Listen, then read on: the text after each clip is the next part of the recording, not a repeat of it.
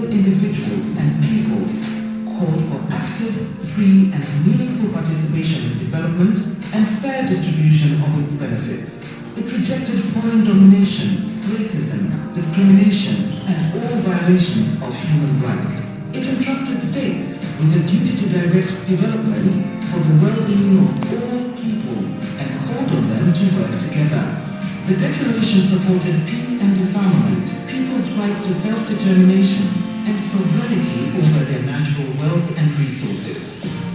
States have not always respected human rights in their development decisions. This has impaired development and contributed to growing inequalities. It has led to decisions that have denied basic rights such as food, water and sanitation, adequate housing, education, and health. People have been evicted and forcibly resettled from their lands in the name of development. The most vulnerable and marginalized populations bear the brunt of development policies gone wrong. Today, the richest 62 individuals in the world possess the same wealth as 3.6 billion others, the poorer half of humanity. While some have plenty, millions of men, women and children are deprived of their rights and forced to risk their lives in search of hope and dignity in distant places. Climate change directly impacts human lives and well-being, denying people the right to access resources.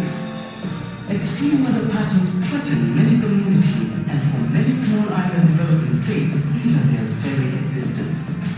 Today, 700 million people are living in extreme poverty, with less than $1.90 a day to cover all their needs. Corruption bites into development gains, and developing countries lose at least $170 billion in tax revenues each year because rich individuals and multinational companies hide money using tax havens. Unfair trade barriers generate and sharpen inequality. Poor countries deprived of funds cannot provide healthcare, good education, and basic needs to all their people. 11 children under the age of 5 died every minute, and 33 mothers die in childbirth every hour. This is about power and money. Almost all infant and maternal mortality is preventable. There is certainly a need for change. The 2030 Agenda and the Paris Agreement recognize that the next generation's future can be safeguarded through our actions today, and they recognize the right to development as a guiding force for these actions.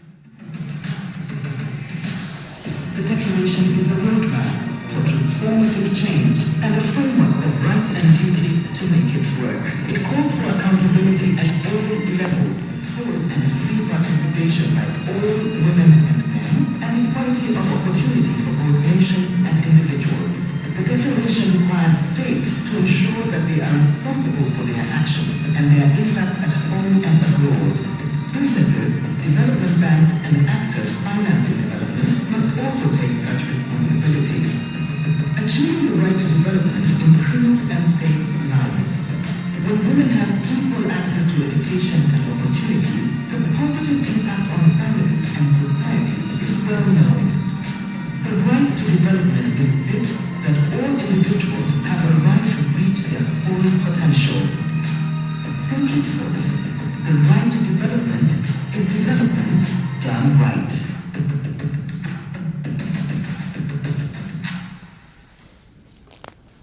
Okay, this video is available on YouTube in case you would like to use it in your outreach training program. It's not accuracy, but really now. This sentence is grammatically correct. So thank you again for coming to this side event. We wanted to benefit from the presence in Geneva of high-level experts in the area of rapid development. And I'm so grateful for the experts who will take time to come and to the work of rapid development as well as for the women to participate in this side event.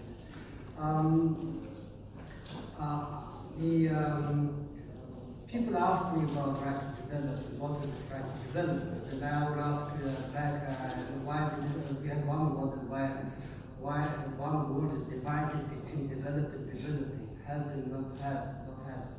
So this is rapid development which tries to answer that this world should not be divided into these two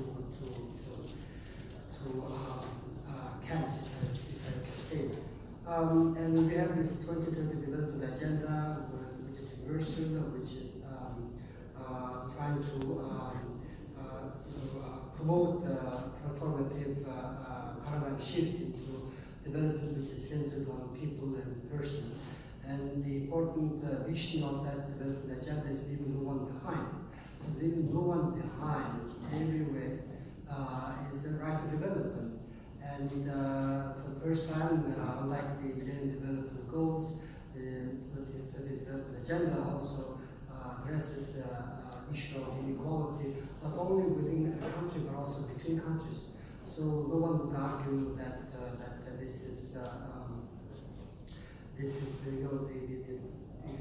vision of the 2030 Development Agenda is all about rapid development.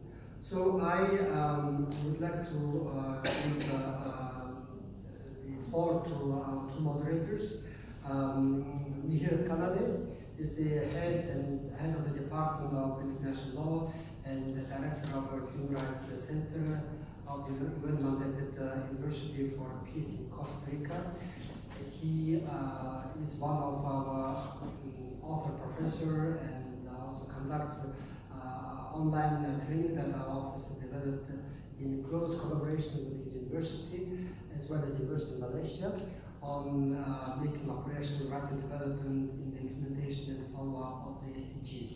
So we have this online module training offered free to different stakeholders. And then the next moderator is my colleague, Shami Pulman-Sinke. She's a Human Rights Officer in the Rapid Development Section at Office of the High Commissioner for Human Rights. So floor is yours, and please entertain us with your interesting discussion.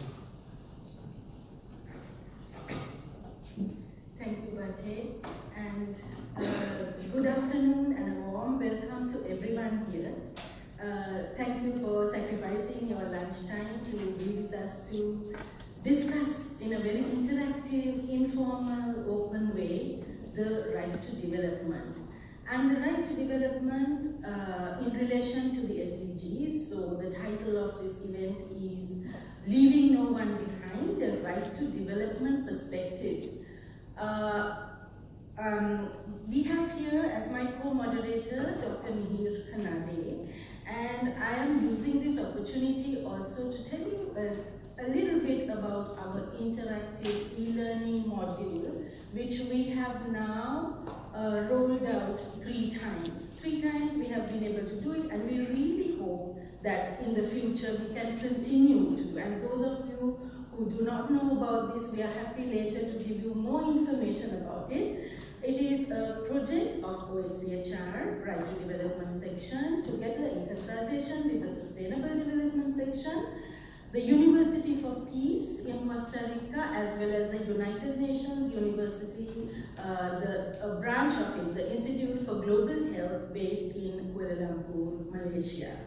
So what we try to do in these days where it's climate constrained world, we don't have too much money to fly around doing trainings. It's a resource constrained world, we don't have much financial resources. So we try to outreach to stakeholders across the range, from member states to civil society to students to academia, on what is the right to development in relation to the SDGs. So basically our course is called Operationalizing the Right to Development in Implementing the SDGs. Operationalizing the Right to Development in Implementing the SDGs. And with that, I'll hand over to my co-moderator, Mihir Kanade, to also say a few words before we then hand over to the speakers to give their respective presentations. Thank you, Shami, for the introduction. Thank you, Bate, for opening the session. On behalf of the United Nations mandated University for Peace, a very warm welcome to all of you. Shami has already introduced the module to you. Again, on behalf of the University for Peace and OHCHR and UNU, I would really encourage those of you who have not yet participated in the module. I know some of you have, but those who haven't, to please take a look. Hopefully the 4th round will be launched very soon. Information will be sent out by the section on the right to development to everyone. So please do participate in it. Now, it is, to my mind, one of the best ways to understand and really demystify what the right to development is all about and how it can be operationalized on the ground in more effective realization of the sustainable development goals. I think this is extremely crucial because even as the 2030 agenda itself acknowledges, we did not really achieve complete success or success as expected in the previous Millennium Development Goals. In fact, the 2030 agenda explicitly states that the progress on MDGs was uneven, particularly in Africa, least developed countries, landlocked developing countries, and small island developing countries. And as we explain in the module, and as will perhaps come out also in these discussions to some extent, a key reason for uneven progress on the Millennium Development Goals was not mainstreaming the right to development in its implementation. And therefore, if we are to make a success of the 2030 agenda, it is absolutely crucial that the right to development is actually operationalized for ensuring not just effective, but I would say also equitable realization of the 2030 agenda. The textual justification for why this should be done is already present in the 2030 agenda itself. The document states that the agenda is informed by the Declaration on the Right to Development, and it also implicitly acknowledges that it's grounded in the Declaration on the Right to Development also. Now, one very important feature about the Right to Development and the Declaration is that it talks about right holders as being every individual and all peoples. This was in 1986. In 2015, now we have re-articulated that as the leaving no one behind principle. It's just a re-articulation of what was already stated in the 1986 declaration. The starting point for the right to development, as also will come out in the discussions, is that development should never be seen as a charity. Development is not a charity, it's not a generosity, it's not a privilege, it's a human right. And that has to be the starting point for discussions. Now, every right holder, every right necessarily has a corresponding duty bearer. That, of course, has been the sticking point in the political negotiations in the open-ended working group. But in general, as in the morning session, Professor De Vetter rightly pointed out, there is an acknowledgement that there are 3 levels of obligations on states with relation to right to development. The first is the obligation of states internally vis-a-vis their own citizens. That's a standard international legal principle. So when states do engage in development projects, do not undermine human rights, respect human rights, make sure that they are participatory enough, people have a voice in the development priorities, so on and so forth.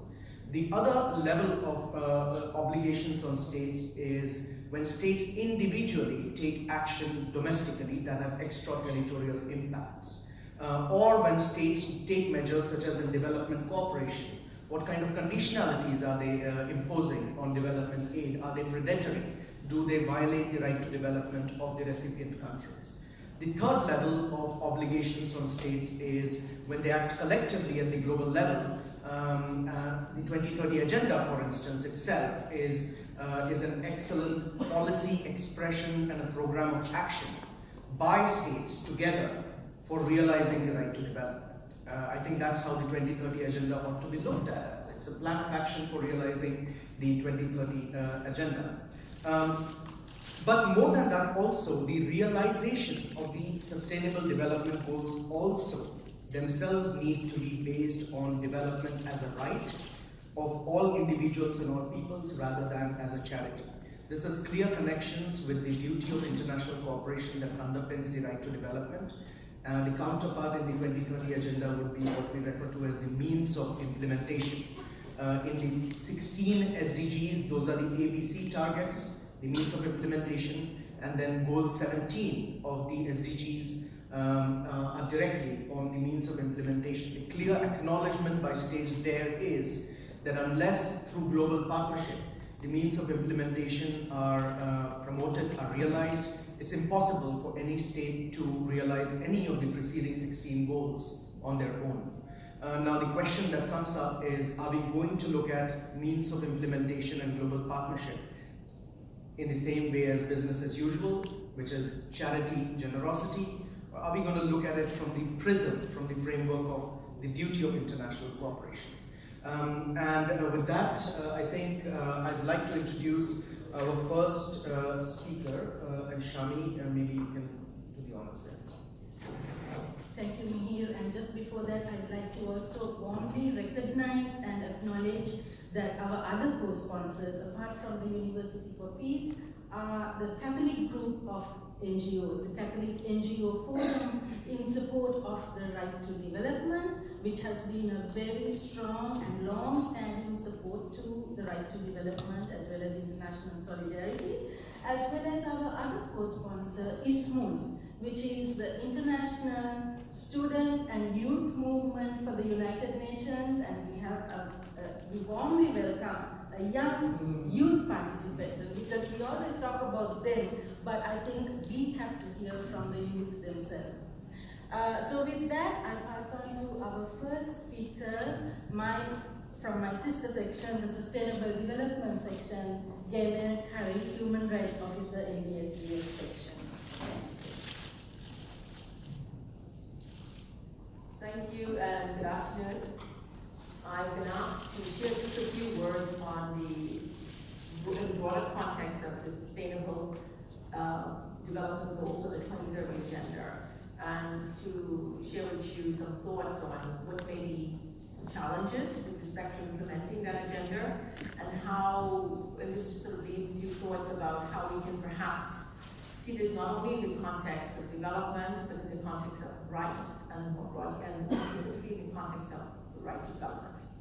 So, as was said earlier, and as I'm sure many of you know, the realization of human rights is a key element to the implementation of the SDGs and the 2030 Agenda. So not only is the agenda explicitly grounded in the Universal Declaration of Human Rights and other international treaties, it specifically mentions, as was said, the Declaration on the Right to Development. But equality and non-discrimination are at the heart of the 2030 Agenda, and states committed to and should remain committed to leaving no one behind and to reaching those furthest behind first. Now, the agenda is reaffirms the responsibility of states, as was said earlier, and I think what we can focus on is that it speaks about combating discrimination and inequalities, and I think that's a lot of what we speak about in terms of the haves and the have-nots, developed and developing. And two goals in particular speak specifically to this, although we know that the goals outlined in the 2030 Agenda are all interconnected and related. Goal 5 on gender equality, which is particularly dear to me as an advocate, but also Goal 10 on reducing inequalities. It gives a special attention to marginalized groups. So I think the goal, I always say to my colleagues in OHCHRs, I think that we've done a good job in getting human rights and reference to human rights in the SDG framework. There's no doubt that is in there. It's articulated in several of the articles, and states are seeing it in that context. And so there's no question that is there. I think what remains now for us is we have to get beyond that whole discussion as to whether it belongs there, whether we should be talking about right to development, whether we're talking about SDGs and the implementation of the 2030 Agenda. I think we're at the point of how do we ensure that this actually happens. So we're beyond that with that sort of general discussion about if and where and how. And we had a discussion in January, and I wanted to mention just quickly some of the outcomes. In the Human Rights Council, we had a discussion, an intersessional meeting on precisely on the how and remaining challenges and gaps. And that meeting really focused on empowering people and ensuring inclusiveness and equality in the implementation of the SDGs. And to me, that really is a lot about human rights. It's really a lot already about the right to development. We're talking about inclusiveness, we're talking about equality and empowering those that are most at risk, most vulnerable, marginalized, and being left behind. And that discussion focused on several specific SDGs. SDG 4 on education, 8 on decent work, 10 on reduced inequalities, 13 on climate change, 16 on peaceful and inclusive societies, and 17 on partnerships. And one of the things we always talk about with Shami and the other colleagues in the Right to Development team is that they remind me often that the right to development is not only about 17, not only about partnerships for development, it's not only about how we look at that in terms of partnerships, but it's about how do we include the right to development across all of these goals. And I think we talked about that a little bit at our meeting in January, and I would have wanted to see more coming out there, but it already was mentioned, and I think that's a good start for us to continue to dialogue in that respect. The main discussions coming, the main messages coming out of that discussion, and we had really a good representation in the room. The room was packed, the Human Rights Council room. We had lots of member states in there. We had really good experts talking about this issue. We had the High Commissioner and former High Commissioner Mary Robinson as well, and we had Jeffrey Sachs and a few other of the SDG advocates really highlighting some of the really, looking closely at how we can do this a little bit more strategically and where we need to sort of plug the gaps and ensure that we move further. So one of the first things we really talked about there is that discussion about how do we bring development and human rights close together? How do we bridge that divide? Because whether we accept it or not, there is a pushback in the development discussions as to whether or not they want to have human rights in this discussion. And having worked in New York, I was in many of those meetings where they said, you're bringing human rights, take that back to Geneva, keep it in the council. And then when we're here in the council, it's like we don't want to water down human rights. We want to make sure that we have accountability, that we have strong accountability measures in place, and when we bring development and discussions about development in the SDGs, we have a chance of possibly watering down. So there's also that resistance on this side in Geneva. And that plays out very well at national level when we're talking about implementation with our development colleagues from the UN and NGOs and others working in development.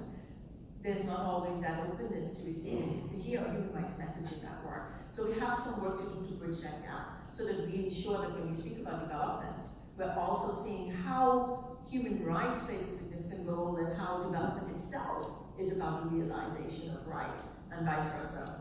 Another key issue that came forward and came out in that discussion was the issue of financing. And, many of us were kind of shocked, but the realization is that we're lagging behind on the implementation of the SDGs, and that's across regions. And also in terms of how we identify and respond to those being left behind. What was revealed there is that roughly US $5 to $7 trillion of annual investment is needed to be if we are to actually fulfill or meet the goals. And states are saying that this gap is really too big for them to fulfill. But I think we need to be thinking about not so much focus on that gap or focus on the lack of resources, but also looking at how can we collectively move forward in trying to fulfill with partners, including with the UN. And one of the things that recently came up is a call for funding to support the implementation of the SDGs. And we had the Deputy Secretary General here at the Human Rights Council recently also making the point that there needs to be additional funding with respect to that. And the UN itself is stepping forward and looking forward to others, developed states and others with funding, to use some of that funding to support the implementation of the SDGs. And and we say that it can't end there. We can't just say more funding. And I know that Mary Robinson was very keen on this, and our High Commissioner, Michelle Bachelet, saying that it's not only about funding.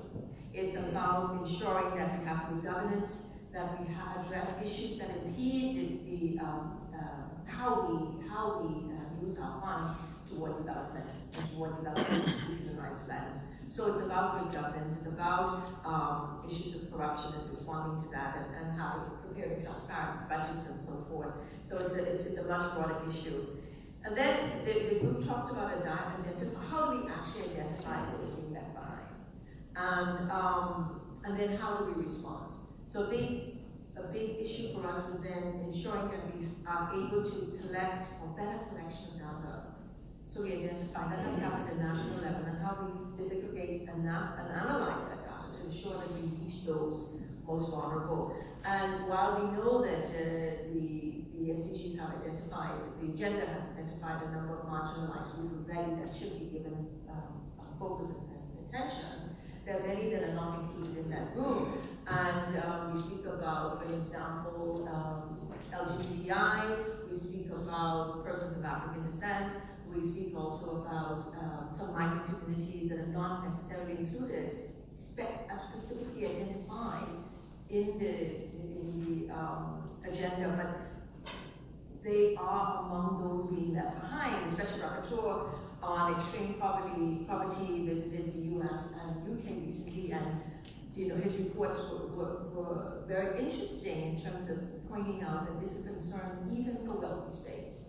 So within wealthy states, we have a challenge in terms of reaching those that are marginalized. And in the case of the United States, for example, we talked about chronically segregated societies, and that people of African descent being often those most left behind in terms of skills and socio-economic indicators. So even within where there are funds, where there is money, how do we actually spend that? How do we actually reach those persons that actually need it? And that's the key point that came out there.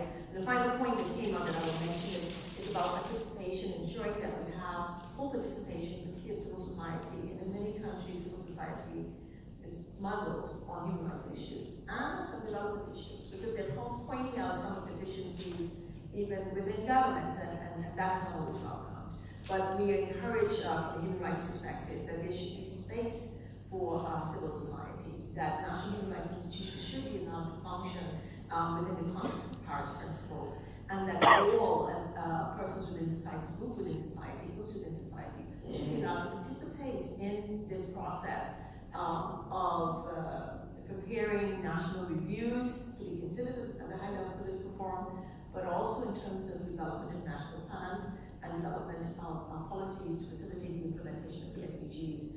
I'm going to wrap up just now by saying that these recommendations coming, or these main thoughts or key points coming out of that discussion in January will feed into the high-level political forum in July, where we will be meeting to discuss how far we are and where we need to go in terms of implementation.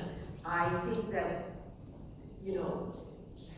from my perspective, and I think to a certain extent the Office of the High Commissioner, we need to be thinking a lot more strategically about where the gaps are at national level. That's where the real issue is. I think the discussions in New York were great for us to talk about it and have that rich discussion there about key messages and what's missing. But when we talk about issues of development, when we talk about right to development, that's about really reaching rights holders and those persons that are really marginalized and being left behind, and to what extent we can use the SDG agenda as a framework to support the implementation of human rights and to support the implementation of the right to development. And I think I'll stop there. Thank you very much. Thank you for your questions. Thank you so much, Gaynell, for summarizing very well the January intersessional meeting on human rights and the SDGs, and for pointing out the different areas of discussions in that. I think that will help also the discussions at the end of the panel. So we will go ahead with the rest of the panelists now, and then after all the discussions, all the presentations are over, open up the floor for discussions and your comments and questions. The second speaker for today is Professor Diane Desierto, who is an Associate Professor of Human Rights Law and Global Affairs at the Keough School of Global Affairs, University of Notre Dame in Indiana, United States. and she will be presenting on the topic of the right to development and regulatory coherence challenges in trade, investment, and finance. Thank you very much, Mihir, and pleasant afternoon to everybody who was attending this event. My task here in 7 minutes is to encapsulate one thing, and it's one thing that we probably all share in the aftermath of a decade of global economic crises, which has forced many governments around the world to reconsider decisions that are made at multiple levels, the international economic system, whether in the aspects of trade, investment, and finance. From my standpoint, working on international economic law issues, the substantive and procedural dimensions of the right to development are exactly at the heart of the very same controversies that we face in the international economic system. Going back to the video that we discussed, what are they? It's a question of whether or not the development decisions that are being taken by states, whether in the space of trade, in the space of international lending, in the space of international investment and how we protect foreign investment flows, whether or not that is actually people-centered. And there's been pushback in these 3 particular fields of the international economic system, precisely because populations are seeing that there is a dissonance between the promises of trade, promises of investment, promises of financial assistance, of development lending, and the actual outcomes. These are, at its heart, human rights challenges. And regulatory coherence, when we talk about them in the international economic space, they involve the very same challenges that, frankly, a right to development as crystallized into a legally binding norm would address. And let me discuss that now. Going to those 5 prongs, if you recall, we look at the integral development of the human person in the right to development, and we say that there should be a human rights approach, and in particular, looking at human rights as capabilities of people to realize their development as their integral development as persons. We especially emphasize the free and meaningful participation of persons, groups, communities. We looked at the fair distribution of benefits. We looked at what the enabling conditions are for the realization of that integral development of the human person. And yet, if we look at the literature, not just the literature, the jurisprudence, the cases, the challenges that are now being brought to the international economic system, they're all anchored on these 5 things. Let's look at what's happening in the trade space, where today, not after 20 plus years of the failed Doha development round and the proliferation of the writing of new trade agreements that often emphasize this notion of regulatory coherence, the prerogative of a state to ensure that there's compliance with environmental commitments, with labor commitments, with its social commitments to its citizens. The perception has been that the trade regime, which has been dominated in a very technocratic sense, has failed to embrace the broader aims of trade beyond economic growth. And the preamble to the Marrakesh Agreement of the World Trade Organization, but is often overlooked, is that that very same preamble emphasizes sustainable development. And yet what I will say is that in 20 years of jurisprudence before the World Trade Organization dispute settlement system, only 2 cases have actually really vindicated environmental law norms. That's something that is of concern for every country in the world, whether the wealthiest countries or those who are least highly indebted poor countries. When you have a multilateral trading system, which is widely perceived to be dysfunctional precisely because the gains from trade that were expected, which are human rights gains, have not been realized. There is a structural problem in the trading system, and the structural problem has been there since the writing of the WTO agreement, and before that, the GATT. It's not for nothing that we have trade wars now between various states who are asserting that they want to restore balance. The United States is one, but many other countries are part and parcel of this discussion. In many levels, we can look at it as strategic attempts to gain advantage, to open up markets.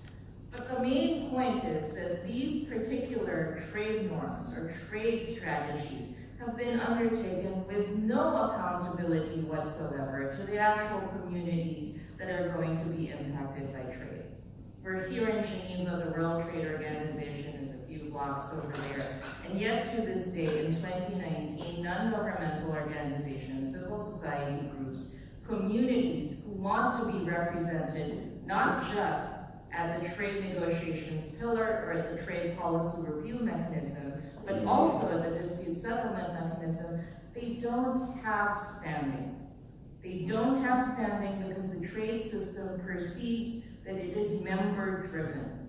And when it is member-driven, when you don't have a clear legal right to be there, some things such as the right to development can tremendously matter. Let me turn briefly to the international investment system, where in the first week of April, I collaborated with other colleagues at UNCITRAL and the Academic Forum, particularly for the reform of the investor-state dispute settlement system. There's been tremendous pushback against the system that involves a very unique asymmetry. Among all dispute settlement mechanisms in the world, only investor-state arbitration is capable of realizing gargantuan compensatory awards in favor of one group, investors. If you were to file a case before the International Court of Justice, you would never get to the $50 billion, the famous $50 billion arbitral award that was awarded to a group of investors against the state. And yet we have a system that was highly developed and privileges a particular group of constituencies when in the human rights space, particularly in environmental rights, those who are most directly impacted by tragedies or disasters that are perpetuated by the private sector have to do an international rigodon of trying to find a jurisdiction where they can possibly gain redress.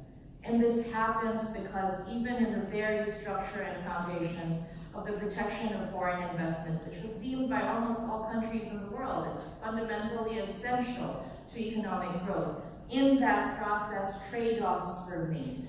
And the kind of trade-offs that were made were to create a dispute settlement mechanism that made easy recourse for investors to sue states directly and to sue assets of the state, to gain access to assets of the state over that, say, of particular local communities, indigenous communities, affected communities who may be the most vulnerable, or almost always the most vulnerable when it comes to the actions of the private sector in foreign investment operations. That is not being taken up at UNCITRAL, unfortunately. Why? Because the states in the Working Group 3 session at UNCITRAL in April said that they only want to focus on procedural reforms. And they separated out substantive reforms because they said that is the prerogative of states with respect to how they develop their investment treaties, otherwise known as it's business as usual. States have to do their own reforms for the investment treaties because we really aren't deeply, substantively examining the very same structures of the dispute settlement mechanism that have created this kind of system today. And this happens because, again, only states are part of the process of drawing up the rules on the protection of foreign investment. Had there been an actual crystallized right to development that could be asserted by non-state actors, particularly communities, particularly indigenous peoples, they would have had standing to be present there at the UNCITRAL negotiations. They would have had the legal mechanism to compel their governments to listen, to evaluate what kind of choices are you making when you're opening up this kind of space at the expense of all other stakeholders in foreign investment. And that's something that I think the right to development speaks powerfully to. When we talk about free, meaningful participation, that is exactly what is absent in in the international economic system because we have only tended to favor certain actors over that of the rest of the world. Turning briefly into international finance and development lending. It will not escape anybody's attention in this group that development lending is either institutional or it's either done on a sovereign basis, and none of the development banks particularly hold themselves bound by human rights norms, or for that matter, obligations that they say are obligations owed by